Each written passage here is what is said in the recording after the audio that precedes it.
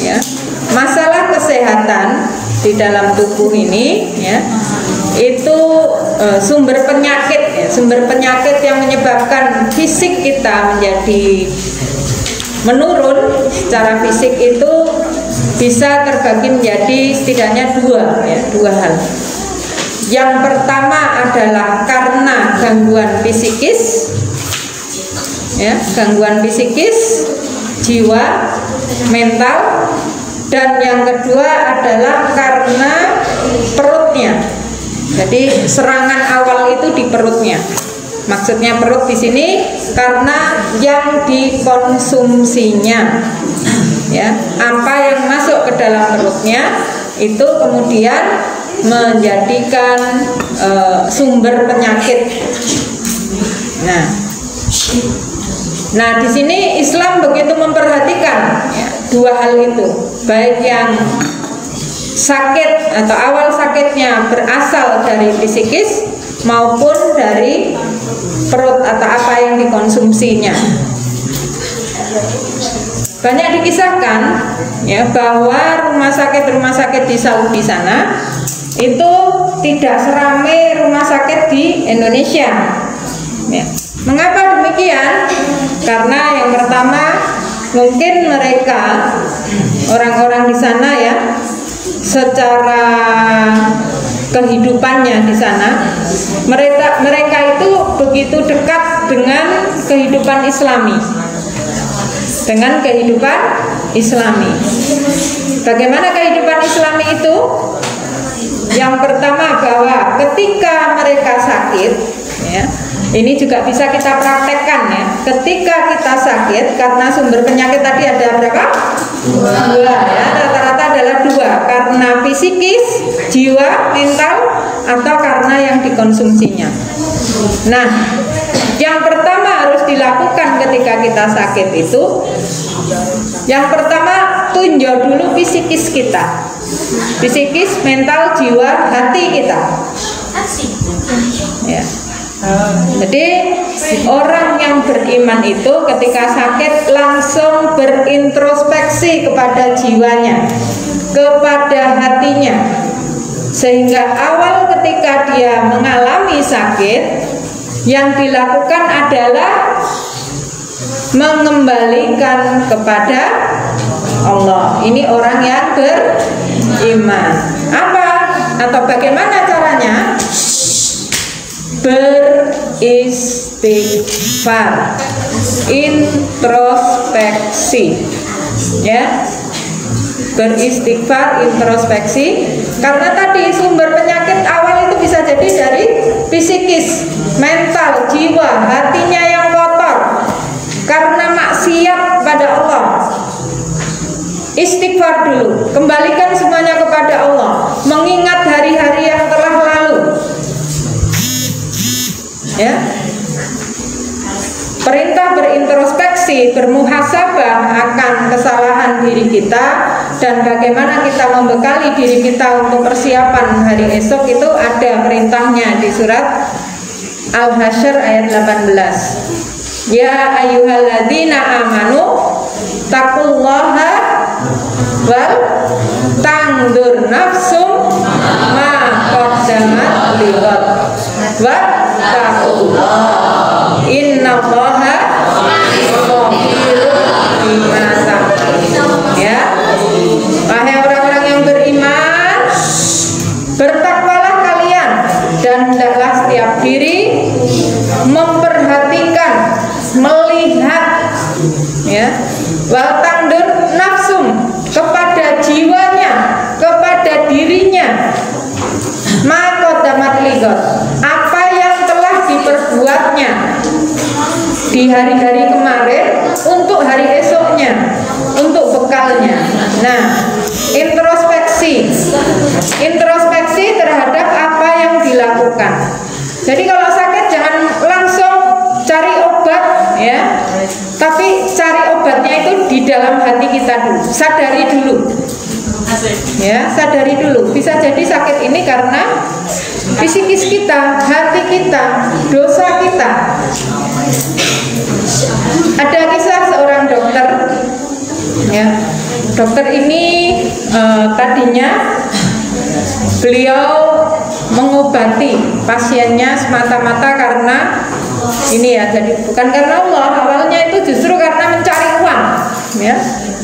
Bagaimana agar kliniknya atau rumah sakitnya, ya kliniknya lebih tepatnya klinik tempat dia buka praktek itu selalu laris. Nah, lalu sampai suatu ketika beliau ini sakit, ya, sakit kebingungan, ya. Akhirnya beliau datang kepada guru yang dokter yang lebih senior, dan di sana ternyata pasiennya banyak, tapi tidak ditarik dalam bentuk uang. Heran dia, ya. Dan ketika sakit diajak bicara sama seniornya, teman dokternya, diajak bicara, ya. Lalu ditemukanlah kesimpulan bahwa sumber sakitnya justru dari psikisnya, ya, dari psikisnya. Psikis itu macam-macam ya, bisa jadi karena tadi penyakit hati, masih ada kebencian dalam hatinya, masih ada dendam, masih ada kemarahan, ya, termasuk dosa kepada orang tua, ya. Ini bisa menghambat keberkahan kehidupan kita, ya. Dosa-dosa kita kepada orang tua, kepada guru kita, ini bisa menghambat keberkahan usia kita. Kenapa ya belajar kok nggak masuk-masuk? Kenapa ya kok nggak betah dengan lingkungan yang baik? Bisa jadi karena dosa kita. Nah, ini tadi si dokter begitu ya. Akhirnya ditemukanlah yang masih memiliki sifat-sifat yang kurang baik, ya. Lalu disuruh wudhu sama teman dokternya itu, disuruh wudhu, sholat, ya, disuruh sholat, menangis ya, dalam sholatnya menangis, ingat dosa dan sebagainya. Setelah itu terasa badannya itu enak, ya. Jadi belum sampai diobati dia sudah merasa sembuh, ya, Masya Allah. Lalu belajarlah ya ilmu kepada temannya, pada dokter itu, bahwa memang rata-rata pasiennya di situ sebelum didiagnosa kemudian diberi resep obat ini ya, obat-obat kedokteran itu, ya ditanya dulu, diajak bicara dulu, ya, dicari akar masalahnya, kemudian disuruh wudhu, disuruh sholat, disuruh wudhu, disuruh sholat, ya. Nanti kalau sudah di situ terbuka, mengingat kesalahan-kesalahannya, ya, ditanya. Kalau sudah ada yang berkurang, ya, mungkin ada kedatangan berikutnya dan seterusnya. Kalau belum, baru ada diagnosa berikutnya. Ya begitulah orang-orang yang beriman, ketika dia mengalami sakit, maka yang pertama mengoreksi psikisnya, mengoreksi jiwanya, mentalnya, hatinya. Ya, bisa jadi sumbernya itu, ya, bisa jadi sumbernya itu, ya. Jadi istighfar dulu, ya. Ini cara penyembuhan awal ya, beristighfar, kembalikan kepada Allah, ya, wudhu, sholat. Bisa jadi karena hati kita kering. Nah, hati kita kering kenapa? Karena kita nggak pernah baca Al-Quran. Padahal di dalam dua ayat dikatakan bahwa Al-Quran itu asy-syifa. Apa artinya syifa? Obat itu dawa, penyembuh. Masya Allah, asy-syifa. Al-Quran itu adalah asy-syifa. Asy-syifa bagi sakit kita, baik itu sakit jiwa maupun sakit raga. Terlebih sakit kejiwaan. Maka Al-Quran ini bisa menjadi penyembuh, dan itu adalah firman Allah. Kita tidak boleh ragu dengan firman Allah. Jadi begitu, dokter itu akhirnya belajar. Ternyata penyembuhan awal itu tidak langsung kasih obat tes mungkin sembuh ya, tapi itu sembuh hanya di luarnya saja, dimatikan saraf sakitnya. tidak sembuh dari akar masalahnya. Ya. Itu pertama mengembalikan kepada Allah, ya, berpasrah, bertobat. Ya. Lalu yang kedua dilakukan, ya, untuk kesehatan kita dalam pandangan Islam setelah langkah pertama, maka yang kedua langsung kita berkaca bagaimana Rasulullah dalam mengobati sakit para sahabatnya, ya. Atau kita melihat bagaimana Rasulullah merekomendasikan makanan ataupun obat-obatan yang beliau sampaikan, baik itu di dalam Al-Quran maupun dalam hadis-hadis Rasulullah. Paham ya? Apa kira-kira? Apa kira-kira? Madu, ya, habatus sauda, minyak zaitun,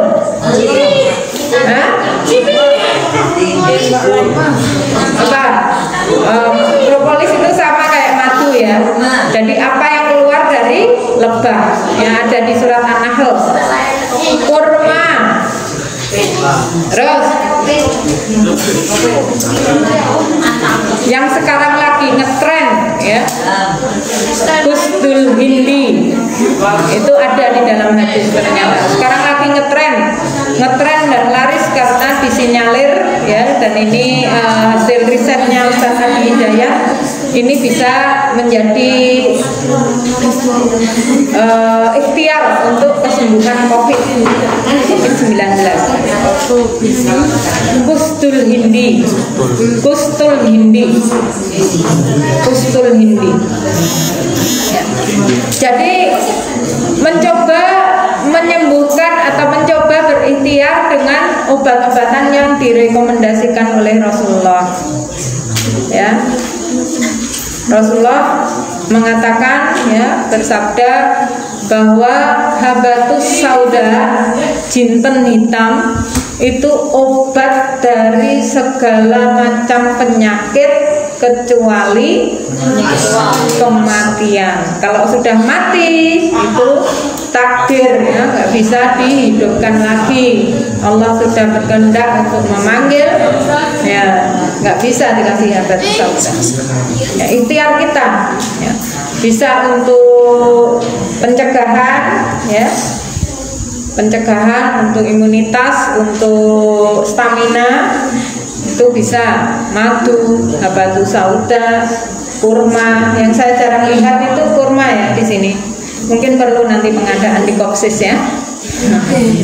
Ya, karena sunahnya juga begitu. Sunahnya kita berbuka puasa dengan kurma, ya, dengan kurma. Di pondok anak saya nggak boleh konsumsi apa-apa kecuali kurma dulu dan air putih. Jadi jajan-jajan yang mungkin sudah dibeli ketika istirahat itu nggak boleh, ya, harus kurma dan air putih dulu. Baru sholat, setelah itu baru boleh konsumsi yang lain. Ya, itu dalam rangka menghidupkan sunnah, ya. Insya Allah nanti kita adakan, ya, di Kopsis, ya. Jadi itu, ya, kurma, madu, habatus sauda, minyak zaitun, ya, semuanya ada dasarnya dan sudah diteliti oleh banyak pihak, ya, tentang manfaat-manfaat dari makanan tersebut, ya. Jadi makanan itu karena bisa jadi sumber penyakit, ya, kalau salah dalam mengkonsumsinya, tapi ada juga makanan yang justru bisa menjadi obat seperti tadi kurma, batu sauda, itu bisa menjadi obat. Setelah itu belum berhasil, ya, misalnya sudah mengkonsumsi, sudah beristighfar, sholat, ya, berwudu, sholat dan sebagainya, kemudian sudah mengkonsumsi makanan-makanan itu belum berhasil, maka bisa dilakukan dengan ruqyah syariah.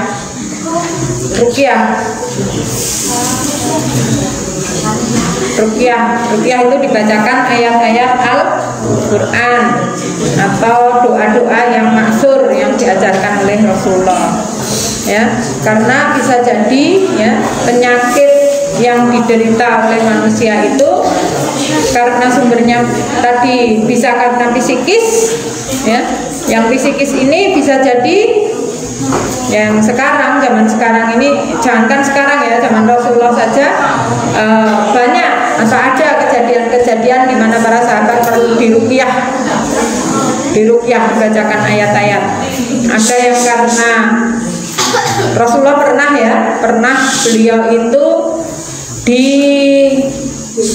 jadi ada turunnya asbabun nuzul, turunnya surat Al-Falaq, Qul a'udzu birabbil falaq ya. Itu karena Rasulullah pernah disihir ya. Disihir sehingga di sana setelah diruqyah dicari buhul. Buhul itu ikatan ya, ikatan atau sesuatu yang menjadi di mana jin itu bisa menyerang. Nah, jin itu bisa menyerang. Ya, buhul ya, bisa berupa semacam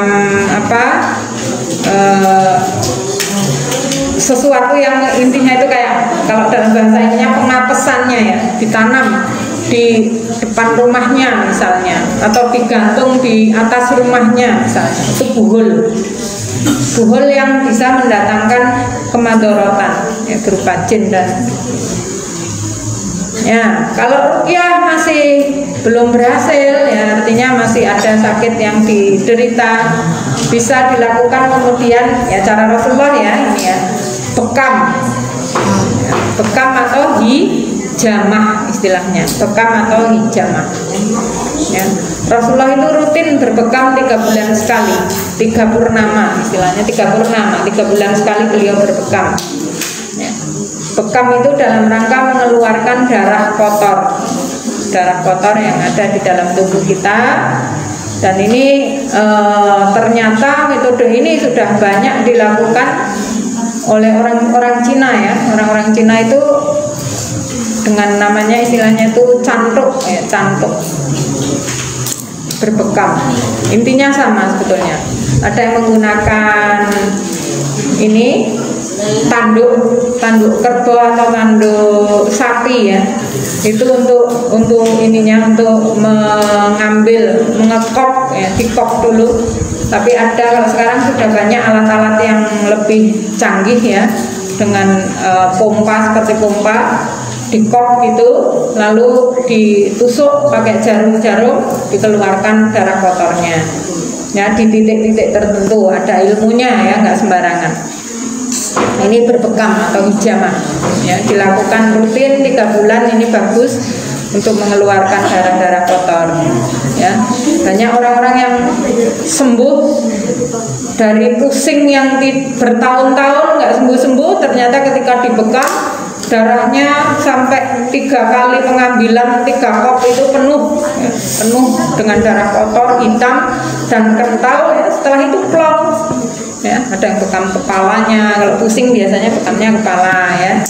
Kalau sakit-sakit utama ada titik-titik tertentu, titik-titik inti ya, di punggung dan di kanan kiri pundak kita ya, pundak bagian agak bawah itu. Nah, itu bekam. Nah, kalau itu masih belum berkurang, biasanya baru obat-obatan dokter ya, obat-obatan dari dokter. Karena bagaimanapun ya, kita yakin bahwa apa yang disampaikan Rasulullah itu adalah kebenaran dan ada hikmah-hikmah yang bisa kita ambil. Kemudian yang kedua tadi secara psikis ya. Yang kedua karena perut, apa yang kita konsumsi. Apa yang kita konsumsi. Nah, ini mengapa bisa jadi sumber penyakit? Mengapa yang kita konsumsi bisa jadi sumber penyakit? Ya, ini juga banyak dalilnya di dalam Al-Quran, masalah makanan dan minuman. Gimana dalilnya? Makanlah kulu min thayyibatin ya, makanlah dari apa-apa yang baik. Rozak nakum, ya, yang kita rizkikan, kita berikan kepada kalian. Kemudian Allah juga melarang kita makan berlebihan, ya. Makan, minumlah kalian, ya, tapi wala tusrifu, janganlah berlebihan. Jadi makan dari yang baik yang Allah rizkikan, makan dan minum secukupnya, tidak berlebihan. Lalu makan yang halalan thayyiban. Jadi nggak cukup halal saja, ya, nggak cukup dilihat halalnya saja, tapi juga thayyibnya. Thayyib itu yang bagaimana?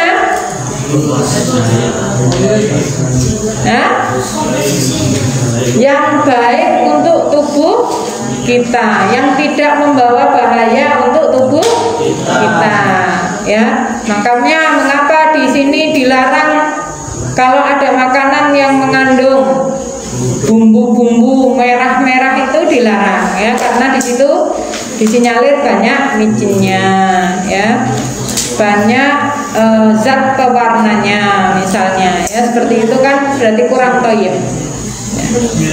Kalau orang yang sudah sakit, kethayyiban seseorang, makanan kepada seseorang yang satu berbeda dengan yang lain, ya.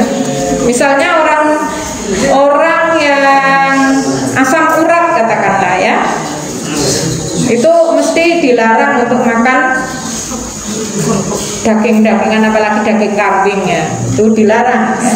Padahal Rasulullah SAW itu sangat menyukai daging kambing, ya. Kenapa kok jadi dilarang? Kenapa? Karena awalnya itu, ya, sudah sakit duluan, sehingga kalau kena itu berlebihan menjadi tidak thayyib lagi. Nah, ini ilmu ininya insya Allah ada yang lebih pakar, ya, di sana untuk membicarakan. Yang pernah saya rasakan dulu juga begitu, ya. Kalau udah kena jeroan, kena makanan daging-dagingan yang berlebihan itu badan sakit semua. Nah, sekarang justru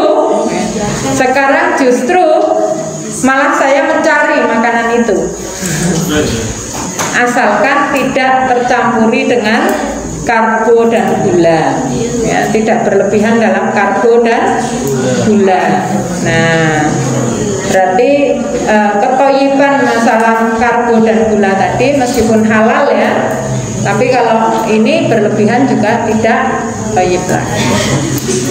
Nah, anak-anakku sekalian, untuk kali ini saya ingin menyampaikan salah satu hal yang penting bagi kita sebagai pengantar. Tadi Imam ngomong apa kayaknya udah panjang, ya. Tentang masalah pentingnya air minum. Pentingnya minum dalam jumlah yang cukup untuk kesehatan kita, ya. Kalau dalam ilmu kesehatan itu sehari kita butuh berapa? 8 gelas air. 8 gelas air itu setara dengan 2 liter air, ya, 2 liter air. Kebutuhan tubuh kita itu segitu. Kebutuhan air untuk tubuh kita dengan mungkin kalau yang masih kecil bisa dikurangi sedikit, ya, tapi rata-rata kita sudah dari besar badannya, tingginya itu sudah membutuhkan sekitar 8 gelas itu. Nah, 8 itu total, sehingga kalau kita masih mengkonsumsi buah, masih mengkonsumsi sayur bisa dikurangi. Tapi saya lihat sayur dan buah juga tidak terlalu sering, ya. Artinya lebih aman untuk memang betul-betul 8 gelas sehari. Bagaimana cara kita biar bisa minum 8 gelas sehari dan itu menyehatkan? Ya, di awal bangun tidur itu minum. Ya, kalau bisa air hangat, tapi kalau nggak bisa ya air, pokoknya air putih.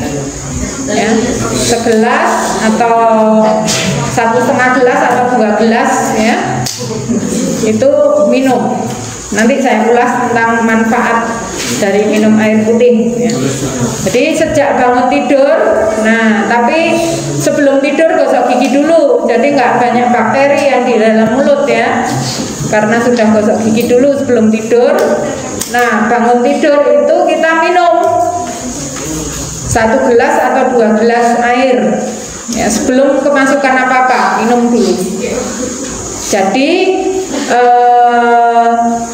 air liur yang diproduksi pada malam hari dalam kondisi kita sudah gosok gigi ya, sudah gosok gigi dulu, itu pagi itu banyak sekali manfaatnya ya. Jadi minum itu enzimnya itu bagus untuk kesehatan kita. Minum pagi hari. Nanti sebelum berangkat sekolah atau setelah makan minum lagi. Ke sekolah usahakan bawa minum, kalau nggak sempat pulang ke boarding ya, bawa tumbler atau bawa botol untuk minum saat istirahat ya. Pokoknya di total aja dalam sehari usahakan 8 gelas air. Gimana nanti kalau galonnya kurang ya kita upayakan ya, demi kesehatan kalian. Apa sih enggak yang enggak apa sih yang enggak ya. Jadi usahakan 8 gelas air. Nah ini penting sekali kebutuhan air minum kita. Apa manfaat air bagi tubuh kita? Mengapa harus minum sampai 8 gelas ya, hampir 2 liter air itu? Yang pertama, membantu proses pencernaan ya. Yang pertama membantu proses pencernaan ya, apalagi kalian yang aktif bergerak ini pasti butuh air.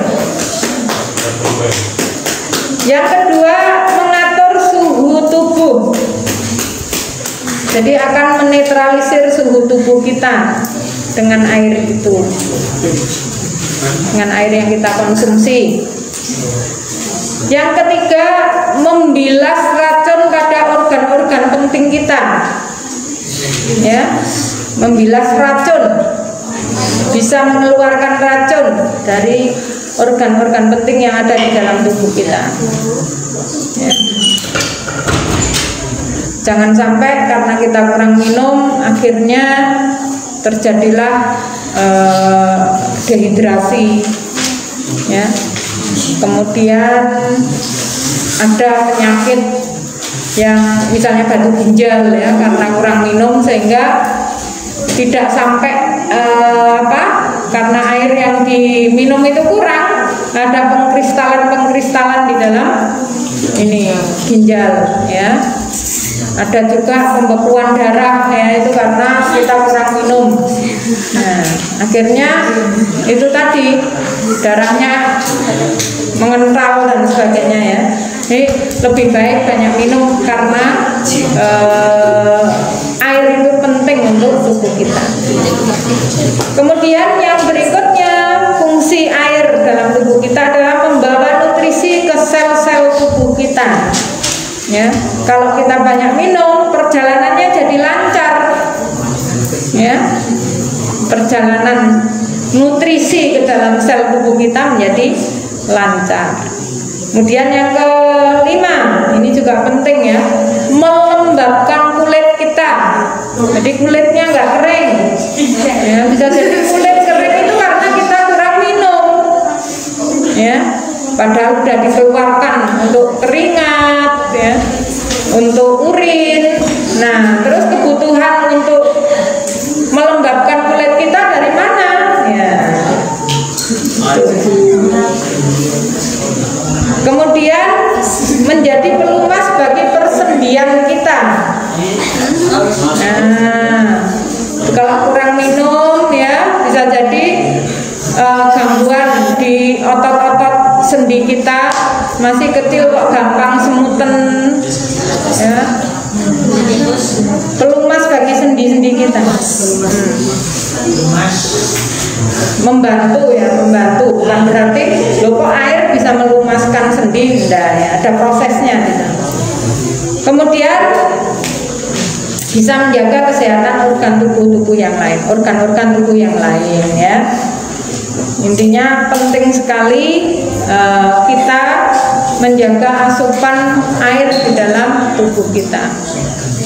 Jadi kalau kita hitung ya, makan 3 kali berarti 3 gelas insya Allah ya. Bangun tidur 2 gelas ya, bangun tidur bisa 1 gelas, nanti setelah sholat misalnya sholat lail 1 gelas lagi, itu sudah 5 gelas, berarti kurang 3. Ke sekolah bawa 1 gelas 6 ya.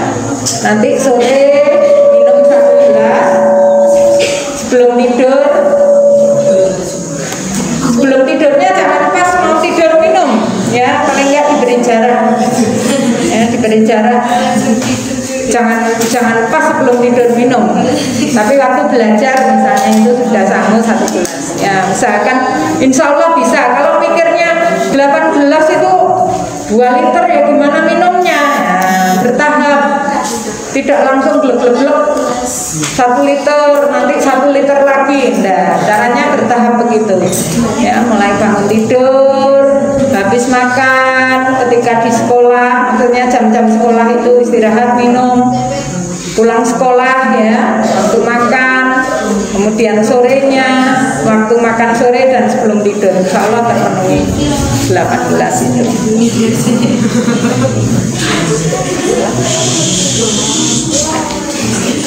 Ya insya Allah itu ya,